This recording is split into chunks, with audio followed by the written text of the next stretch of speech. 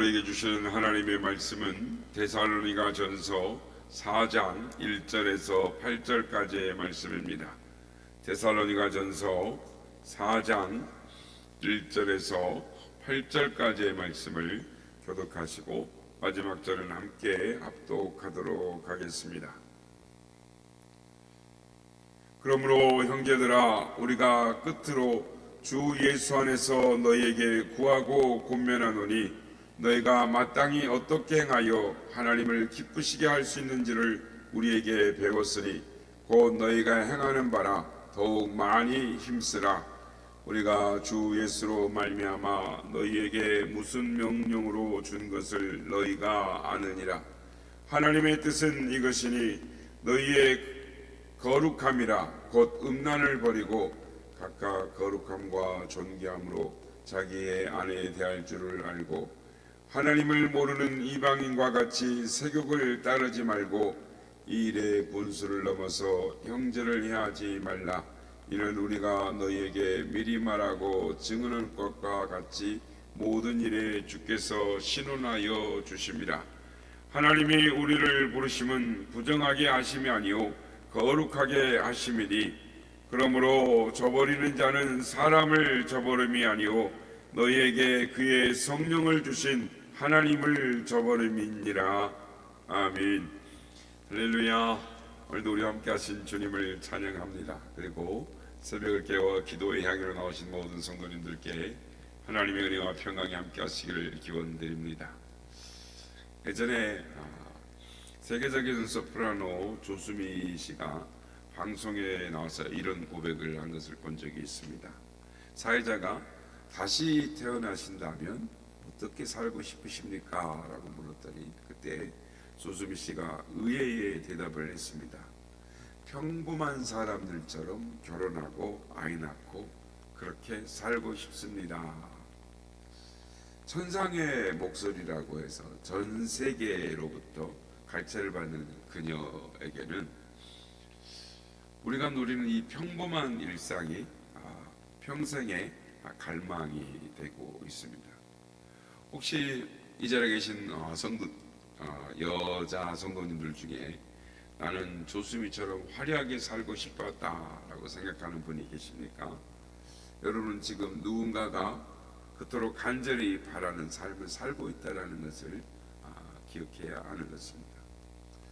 그런데 여러분, 오늘 성경은 우리에게 어떻게 살고 싶은가라는 취향을 묻지 않고 대신 훨씬 더 무겁고 본질적인 질문을 던집니다. 어떻게 사는 것이 마땅한가? 어떻게 사는 것이 하나님을 기쁘시게 하는 것인가? 어떻게 살아야 할까요? 첫째, 내가 누구인지 알아야 합니다. 하나님을 믿는 사람으로서 우리는 어떻게 살아야 하는가? 그 문제도 중요하지만 먼저 알아야 할 것은 그것은 내가 누구인가를 먼저 아는 것입니다. 도스토옙스키의 카라마조프 형제라는 책이 있습니다. 아마 그 책을 읽어보신 분이 계실 것입니다. 그 작품에는 그의 아들에게 비참하게 살해된 이 표도르라는 인물이 등장을 합니다. 그는 육체적인 쾌락과 돈 버는 일에만 인생의 목적을 삼고 있는, 그러니까 퇴폐적이면서도 구역질나는 인물로 이렇게 묘사가 되어 있습니다. 그런데 우리가 이 책을 읽다 보면 알게 되는 이 표도르의 문제가 나옵니다. 그것은 그가 그 자신을 어떻게 생각하느냐라는 것입니다.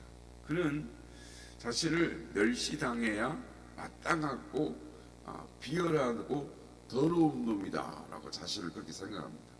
자신을 그렇게 생각했기 때문에 그는 더욱 비열하고 수치스러운 일을 저지르며 살아갔습니다. 반면에 그의 셋째 아들인 알료샤라는 사람이 나오는데 그는 하나님의 깊은 사랑을 깨달은 사람이었습니다. 하나님의 자녀로서 거듭난 자였습니다. 그래서 그는 그 마음이 깨끗하고 신앙심이 깊은 사람이었습니다. 그래서 자신이 어떻게 살아야 할지를 압니다. 자신이 누군지를 압니다. 특별히 자신의 마음을 깨끗하게 하기 위해서 그는 다른 사람을 선의로 대하고 또 지극한 관심을 가지고 대합니다. 아무리 사악하고 지저분한 인간이라 할지라도 상대방 속 마음속에 깃들어 있는 선한 면을 찾아내어서 이해하고 인정하고 격려함으로써 사람들을 구원에 이르게 합니다. 저는 이 까라마조프 형제들이라는 책을 생각할 때마다 사람이 자기 자신을 어떻게 생각하며 사느냐가 정말 중요하다라는 것을 깨닫습니다. 그러나 여러분, 어떻게 살아야 하느냐를 앞서서 내가 누구이냐를 알길 앞서서 내가 하나님과 어떤 관계에 있는지를 바로 아는 것이 무엇보다도 필요한 것입니다. 내가 누구인지, 내가 얼마나 소중한 존재인지를 아는 것이 중요합니다. 그래서 데살로니가전서 1장 4절에 보면 사도 바울은 성도들을 향하여 여러분은 하나님의 사랑을 받은 사람이요 하나님에게 선택받은 사람이다 라고 말을 합니다. 그리고 데살로니가전서 2장 20절에도 너희는 우리의 영광이요 기쁨이니라 라고 말을 하는 것입니다. 성도 여러분, 예수님은 우리에게 무엇을 가르쳐 주셨습니까? 예수님은 우리가 세상의 빛과 소금이다, 하나님의 자녀다, 하나님의 은총을 받은 하나님 앞에 사랑스러운 존재다라고 우리에게 일깨워 주셨습니다. 그래서 성경은 우리가 하나님의 자녀인 만큼 하나님의 자녀답게, 빛의 자녀답게 착하고 의롭고 진실하게 살아가는 것이 마땅하다, 구원에 합당한 삶을 사는 것이 마땅하다라고 가르칩니다. 사랑하는 성도 여러분, 우리가 누구인지 알았다면 이제는 우리의 발걸음이 달라져야 하는 것입니다.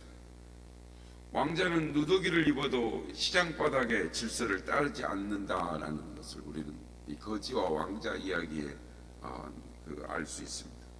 그 안에 흐르는 왕가의 혈통이 그의 행동을 결정하기 때문인 것입니다. 그렇습니다. 여러분, 우리의 혈관 안에는 예수 그리스도의 보혈이 흐르고 있습니다. 그래서 세상이 우리를 어떻게 평가하고 또는 실패자라고 낙인을 찍는다 할지라도 우리는 하나님의 기쁨인 것입니다. 하나님의 자녀인 것이죠. 그러므로 그 이름에, 그 존귀한 이름에 걸맞는 삶을 결단하는 우리가 되어야 될 줄로 믿습니다. 두 번째로, 하나님의 자녀로 어떻게 살아야 하는지 아는 것이 중요합니다. 우리가 하나님의 자녀로서 어떻게 살아야 하는지를 아는 것이 매우 중요한데, 그러나 어떻게 살아야 할지 그 구체적인 방법과 내용을 아는 것보다 더 중요한 것이 있습니다. 그것은 하나님을 기쁘시게 해드리고 싶다라는 마음인 것입니다. 하나님을 신뢰하고 인정하는 것이죠. 잠언 3장 5절 6절 말씀, 너는 마음을 다하여 여호와를 신뢰하고 내 명철을 의지하지 말라. 너는 범사에 그를 인정하라. 그리하면 내 길을 지도하시리라 라고 말씀합니다. 어떻게 사는 것이 하나님의 뜻인가를 찾기 이전에 하나님을 기쁘시게 해드리고 싶다라는 마음이 우선 되어야 된다라는 것입니다. 즉 하나님을 사랑하고 신뢰하는 마음이죠. 그래서 어거스틴은 하나님을 사랑하라, 그리고 너가 하고 싶은 것을 하라라고 말을 합니다.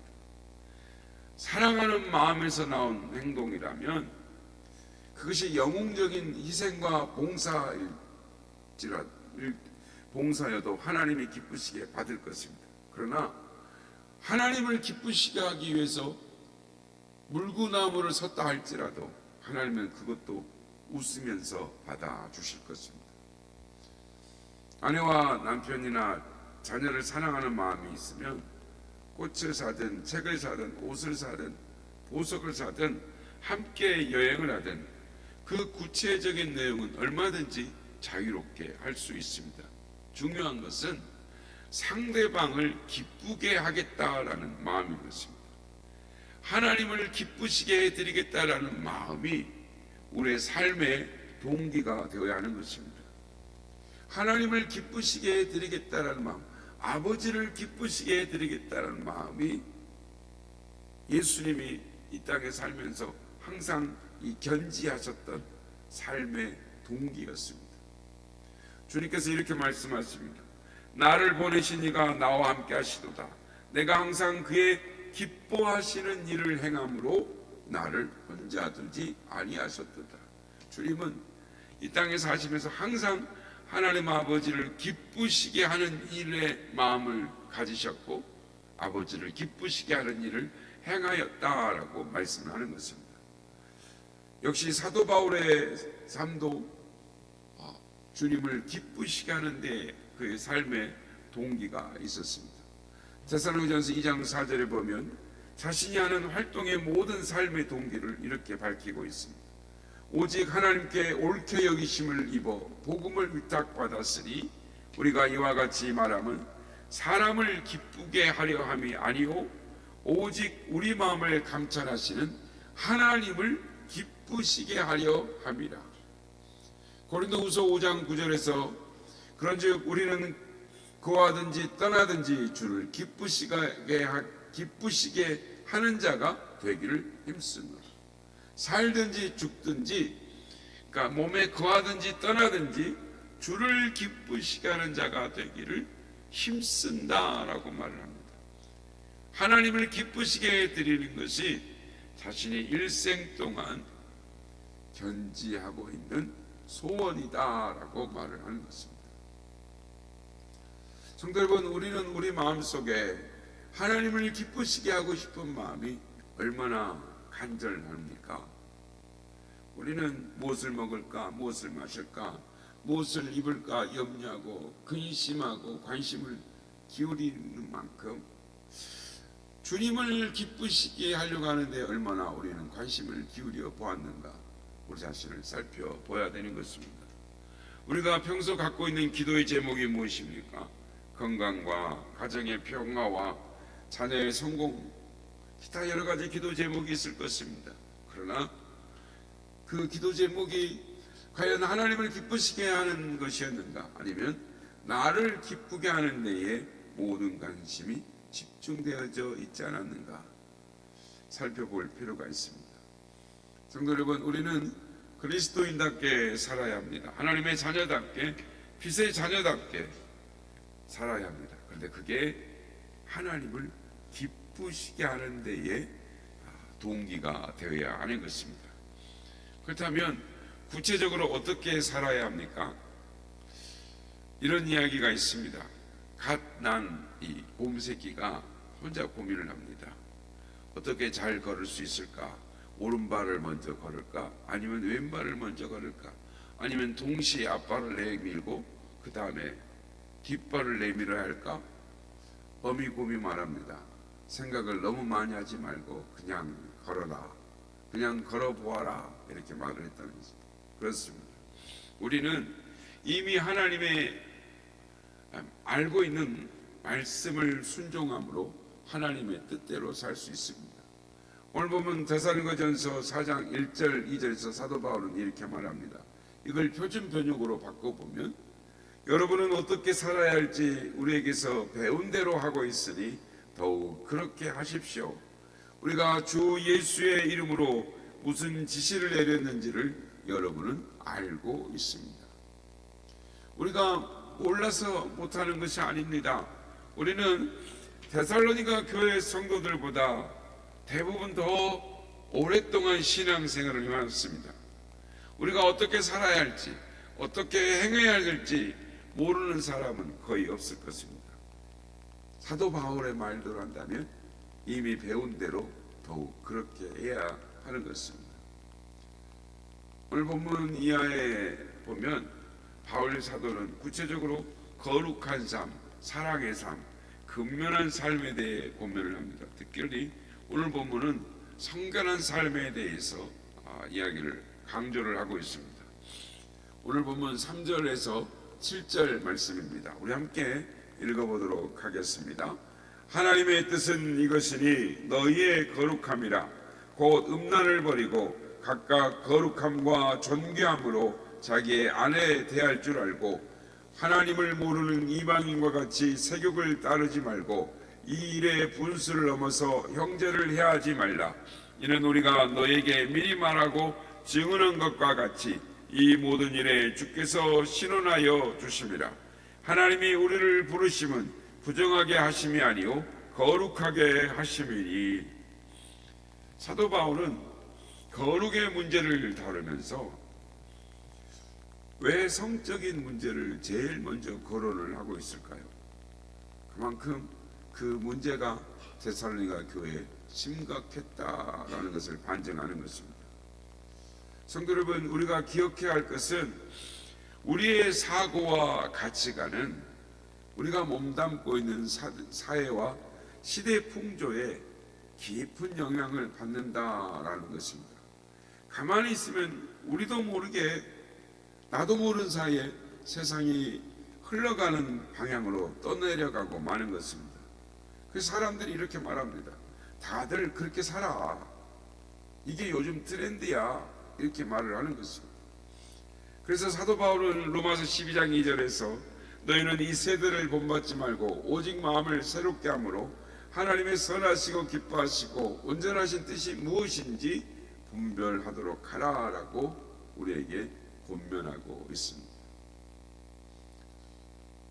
사회가 어지럽고 혼란스러운 만큼 하나님의 뜻을 분별하는 것이 중요한 것입니다. 시대의 정신이 우리 행동의 표준이 아니라 하나님의 말씀이 표준이 되어야 되는 줄로 믿습니다. 성도 여러분, 우리가 어떻게 살아야 합니까?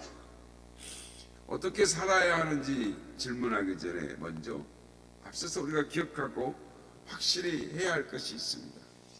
그것은 우리는 거룩하신 하나님의 자녀라는 것입니다. 빛의 자녀입니다. 그래서 언제 어디서나 우리가 하나님에게 얼마나 소중한 존재인지를 기억해야 합니다. 그리고 그 하나님의 사랑에 반응하는 것으로 하나님을 기쁘시게 하려는 마음을 항상 우리의 마음속에 간직해야 한다라는 것입니다. 오늘 본문은 구체적으로 결혼을 귀히 여기고 가정을 순결하게 지키라라고 말을 합니다. 이 세상의 풍조에 휩쓸리지 말고 순결하고 바르게 거룩하게 살아가라, 서로를 존중하며 살아가라라고 가르치고 있습니다. 사랑하는 성도 여러분, 세상은 악합니다. 그러므로 분별이 필요한 것입니다. 바라기는 우리를 부르신 하나님의 뜻이 무엇인지를 기억하고 우리의 삶을 통해서 어떻게 하면 하나님을 기쁘시게 할까, 어떻게 하면 우리의 삶을, 나의 삶을 통해 하나님의 영광을 드러내는 삶을 살까, 그런 삶을 살아가리라 결심하는 우리 모두가 다 되시기를 예수님의 이름으로 축복합니다.